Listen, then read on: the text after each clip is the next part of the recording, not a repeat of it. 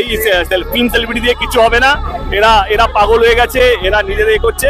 সাকিবের সাথে কাজ করে আফসোস করছে ইথিকা পাল। ইথিকা বলেছে দেবদাই আমাকে কলকাতায় পরিচিতি দিয়েছে। ও মাই গড, এ কি বললেন ওপার বাংলার জনপ্রিয় অভিনেতা দেব, যাকে সাকিব খান বানালো সেই এখন সাকিব খানকে নিয়ে আফসোস করছে। দর্শক, আপনি যদি একজন সাকিব ভক্ত হন তাহলে ভিডিওটি শেষ পর্যন্ত দেখবেন, নয়তো আপনি কিছুই বুঝবেন না।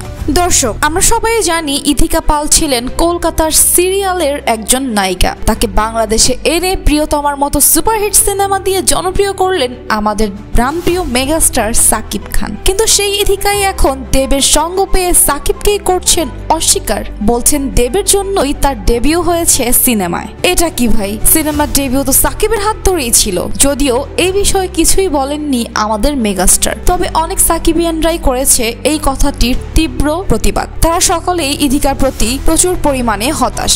সকলে এটা দেখার জন্য অপেক্ষায় আছে বরবাদে সাকিব খানকে নিয়ে কি বলেন ইথিকা। তো দর্শক, আপনার কাছে কেমন লেগেছে এই ব্যাপারটি? আপনি একজন সাকিব ফ্যান হলে অবশ্যই কমেন্ট করে সুপারস্টারকে সাপোর্ট করবেন।